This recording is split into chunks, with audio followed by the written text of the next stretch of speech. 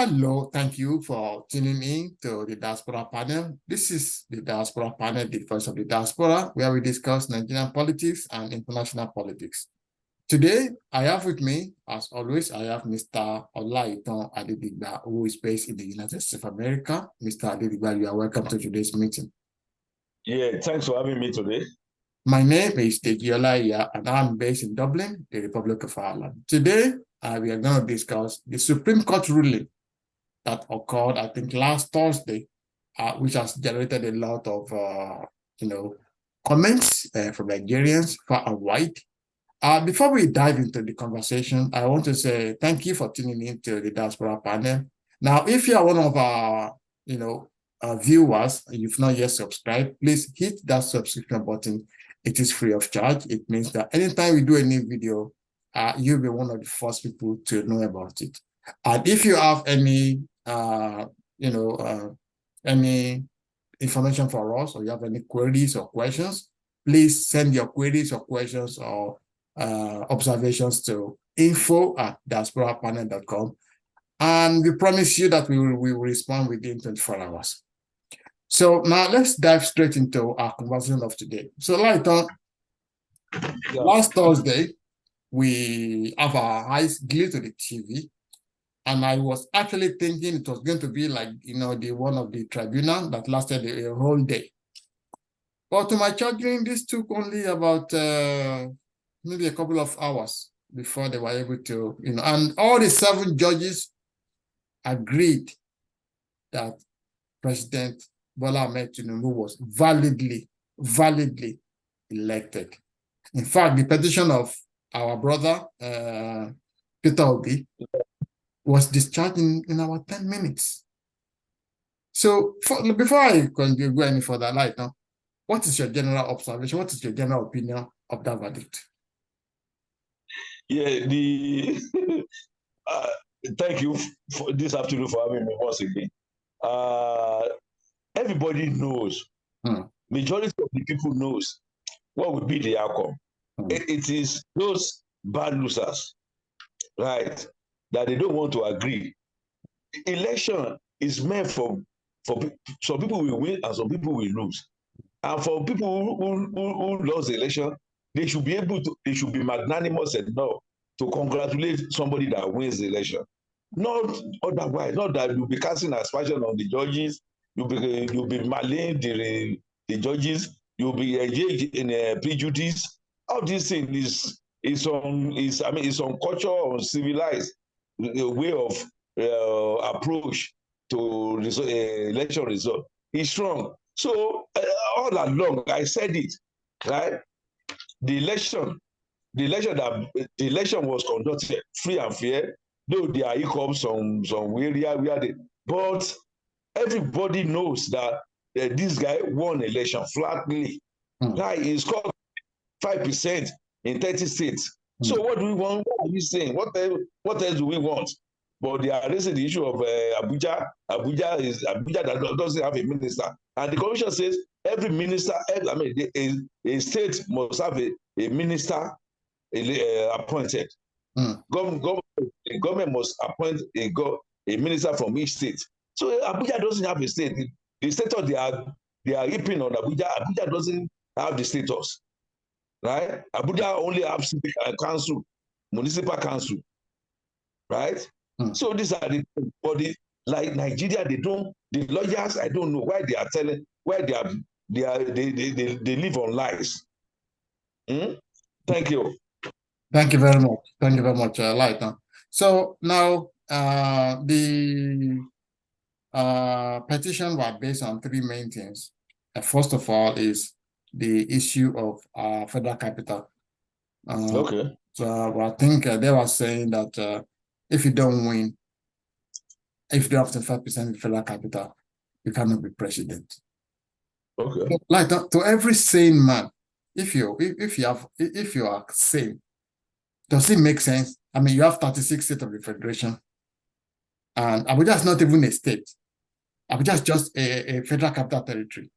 Does it make sense to now say that if somebody doesn't have 25% in Abuja, then you cannot be president? Is that sensible? It's not. That is Nigerian lawyers for you. right? They want to feel fat on those people that try. I mean, that doesn't. They should know that these people, they are telling lies. I don't know why Atiku and P believe that you lost election.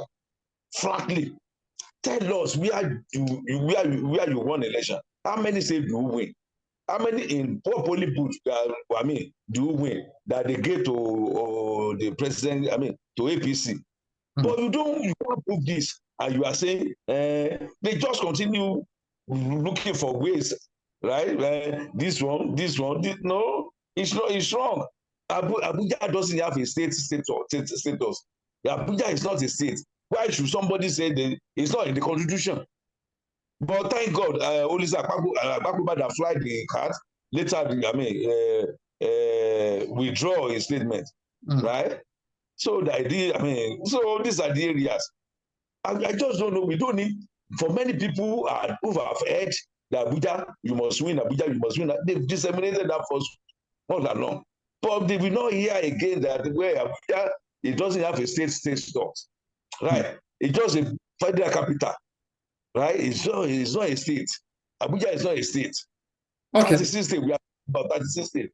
Abuja should have 37 then. If we have to, Abuja should have governor then. Abuja should have Abuja should have elected representative from a senator. If Abuja is these are the areas we need to look at. Abuja should have House of Assembly. Okay, so another thing that I want us to discuss is when they went into the tribunal said, what we want to see is your result from the polling booths where you say you are rigged out. Let's see the result that you have from your polling booth. Let's compare it with the one that OPM and INEC has released. But to our charging, when they went to the Supreme Court, they were not even talking about that. They were talking about Chicago. So, and this, which is a pre-election matter, which we should have raised that before the election. So, like the lawyers who represented Atiku and Obi, they are supposed to be learned lawyers. Sam, do you think that they pull their weight? Did you think they represented their principals well? No, they didn't represent their principal well. That was one of the veteran lawyers said. One man from the eastern part, right? He said these people in law school, they teach them how to defend. But you how to present, how to defend. But this guy, they are bereft. The argument is bereft of presentation. The way they presented the argument is wrong from the start. Somebody said you said you won an election. Your candidate won an election. You can't say, okay, this is where he won the election. They rig him out here. This is where he lost the election. These are the things. You need to present white and black. These are what the judges will base their judgment upon. That, okay, you won here. Oh, they rig you out. Okay. Why is it different from so they left that. They are now talking about Chicago. They are looking for technicality. Right? They knew all along that they didn't win the election. That is why they are not arguing about the election again. Right? Because they didn't win. But Nigerians, they are bad losers. You see everybody, they just cast as fashion. All this, I don't know. Right? Tell the truth and let the devil be ashamed. That is what the proverb we normally utter while we were younger. So, but our people, they just want to say, okay, we won. Okay, prove that you won. This is law now. This is you don't base your argument on fallacy and the judgment. I mean, the falsehood we are disseminating everywhere. Okay, thank you.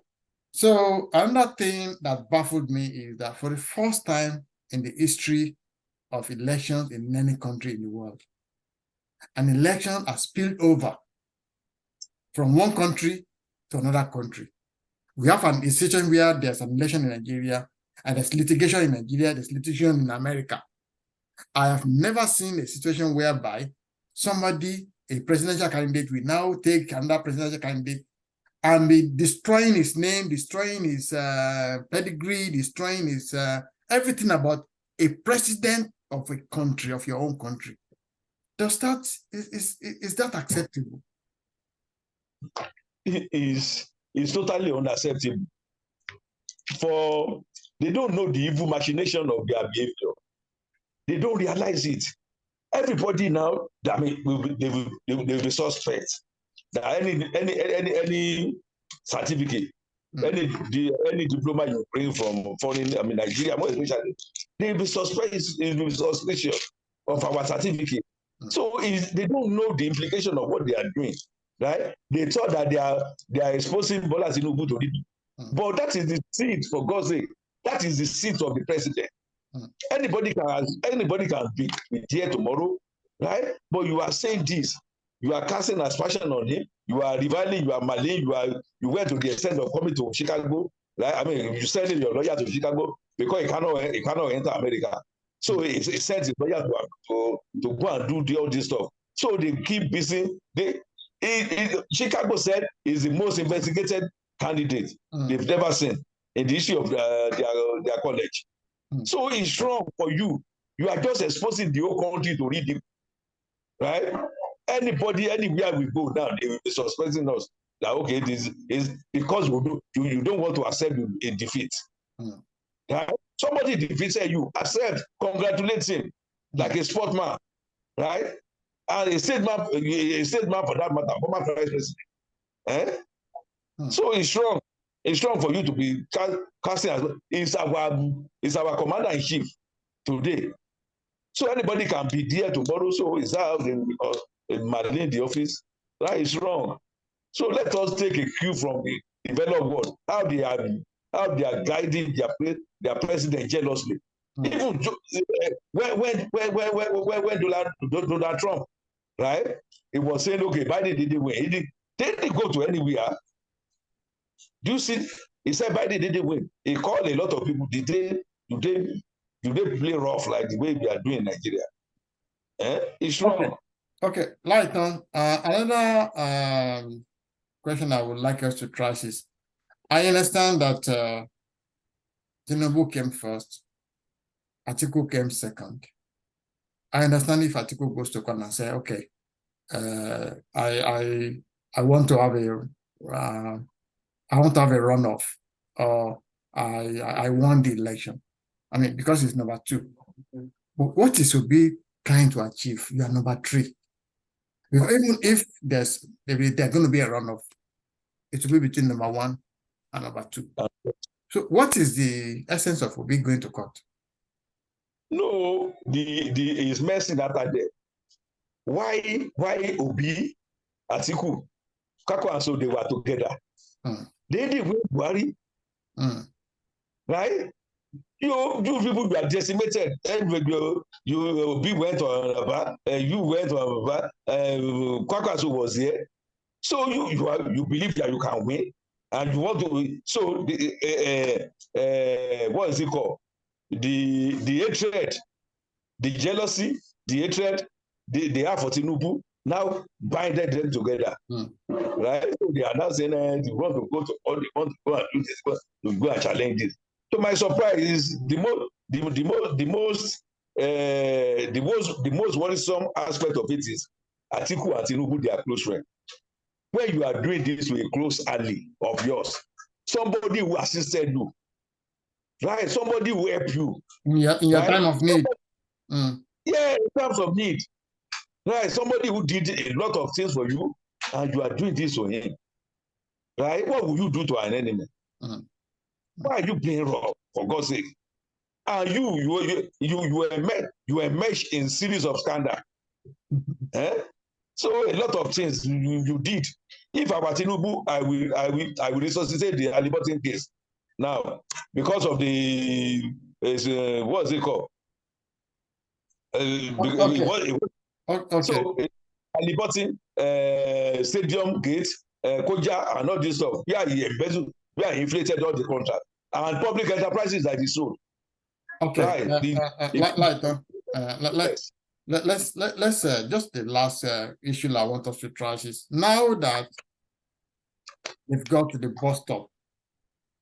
They've got to the bus stop now. There's no, I mean, this is the final bus stop. So what next for Peter Obi and Abubakar Atiku? What next for them? Yeah, what is like the proverb we normally utter in Nigeria. Because they have refused to congratulate the president, they have refused to say, to join in running the government. They've refused to cooperate with him. So what future do you see for Atiku? What future do you see for Obi? When something resulted into disgrace, right? It's a sort of disgrace for them, right? How on earth can you say that you can't prove it, and your lawyers are there, they are telling you lies, you are feeding fat on lies, tissue supply, and you believe them, you believe all these lawyers? Can't you sit down like a reasonable guy? How are we going to do this? How are we? So they resorted to certificate saga. So what I wanted to say initially was, he taught us when he was going to his in-laws' place. They asked him, "Where are you coming back?" He said, "Until his disgrace." He won't come back until his disgrace. So ìjàpá lọ sílé àná ẹ̀ wọ́n ní ìjọ ló máa padà dé ó ní bẹ̀rẹ̀ bá tó wọ̀ kémi sọ de lóòsà.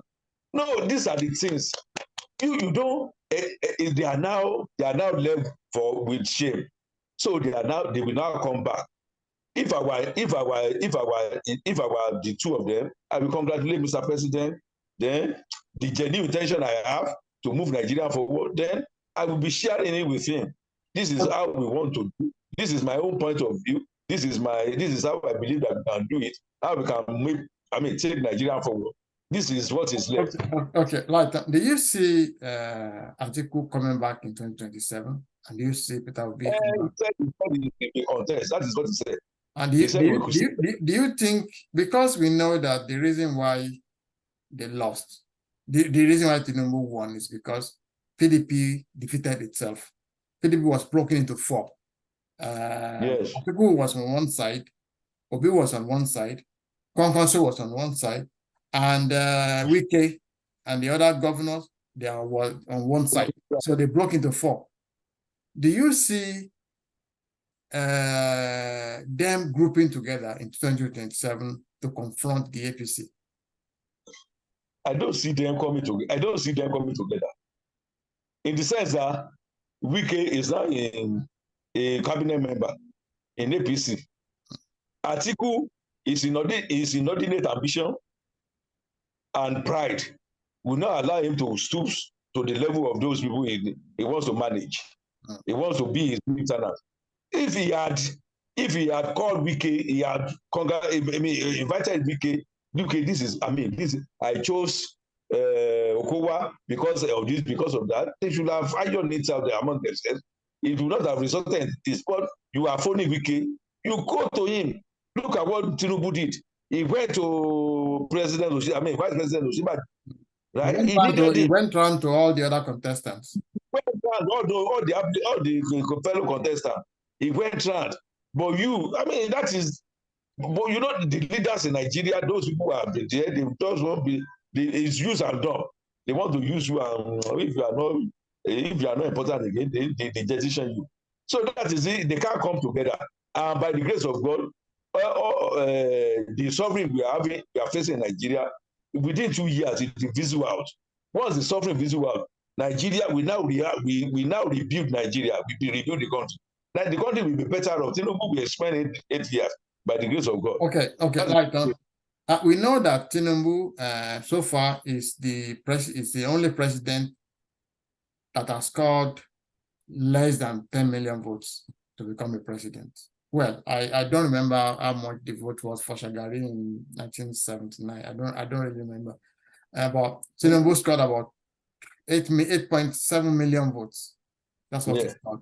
And when you add the votes of Obi and Atiku and Kwankwaso together, they had about 12 to 13 million votes.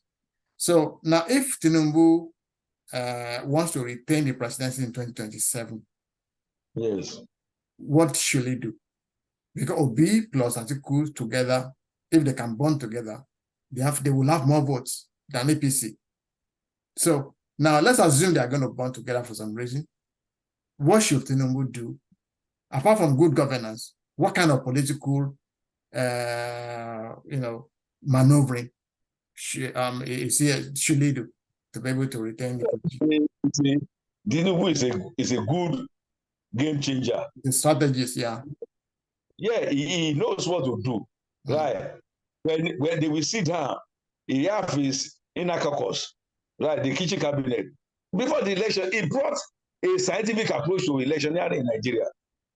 They sat down, okay, in this state, can we win this place? We can't win. Let's leave that place. Can we win this place? We can. But all these people, Atiku and Obi, they were busy on the pages of newspaper, on Arise TV, on yeah, on TV. They are moving from on WhatsApp, on Twitter, on all the, so this guy is working. He knows what to do, right? When the chiefs are, he knows what to do, right? If it's going to amalgamate people, I mean, they will come together, amalgamate all the political parties, they will come together and form equilibrium at the center, right? Because we were hearing in the beginning, and now that he has Wike with him, that means he has Rivers in his pocket. Yeah. Now, we know there are three main population centers in Nigeria. There's Lagos, where it comes from. There's Rivers, okay, Kano. Now, we know that he has a grip on Kano, although he didn't win the Kano, but at least Kwankwaso is a Kano. We were hearing that he was going to pull Kwankwaso in. But because of the rivalry between Kwankwaso and the APC chairman, what's his name now? Ganduje, because of the rivalry between them, Kwankwaso has been left out in the cold for now. Do you think at some point we need to bring Kwankwaso in, so that if you can bring Kano in, bring Rivers in, bring Lagos in, and then he will have a good chance if he can do that, don't you think? Yeah, he will do that. I know he will do that. He will do a lot of consultation. Look at when he wanted to form the APC now. I mean AAC, when he wanted to form AC. So ACN, they moved from ACN. So he consulted wide. So he went from one state to another. All these people, the people that matters, he consulted them. So come to our party, we will give you this. Come to our party. He obnobs. So you know what to do. Tinubu is not is a game changer. I like it like that. So another question. Now, let's assume, I'm just assuming that Atiku Abubakar has reached the end of the road, his end of the political career. I'm not expecting him to come back in 2027. And if he does come back in 2027, I'm not expecting PDP to let him in, to let him contest again as a president. Now, if Obi and take the obedient movement back to PDP, do you think it will still have the same popularity that it has now? It might not. It might not. With the way if these people, if Obi, our people, they thrive in jealousy and hatred. They will want to follow those. I know the Easterners, they will not vote for Yoruba man, right? So the Hausa, but I know Tinubu will decimate the what's it called? Let's assume Labour Party merges with PDP, and they present the candidate, say Obi as a candidate, and then you have APC on one side, and you have Labour PDP on the other side. But you have Wike in APC, you have Kwankwaso in APC. That kind of scenario, what do you think will play out? The power of incumbency we come over there. The APC will win the election. Last slide. I'm sure of that. You're okay. You think that Tinubu will still have the upper hand because of the power of incumbent? Yeah, yes. Come what may, they will win. Okay, so you are expecting Tinubu to complete an 8-year term in office? Yes, 8 years. 8 years. He will complete his 8 years. I think that's the best place to leave it. So we've come to the end of today's deliberation. You have something to say? No, that's all. Yeah, we've come to the end of today's deliberation. So I want to say thank you so much, Mr. Olatanidigba, all the way from United States of America. Thank you so much for coming to today's meeting. My pleasure being here today. And to all our viewers, again, thank you for listening to this telecast. And please, if you have not yet subscribed, please hit that subscription button. It means that anytime we'll do a new video, you'll be one of the first people to know about it. And if you have any query or any question to ask us, or if you have any information for us, please send us an email on info@diasporapanel.com. Thank you, and God bless you. We'll see you again next Sunday.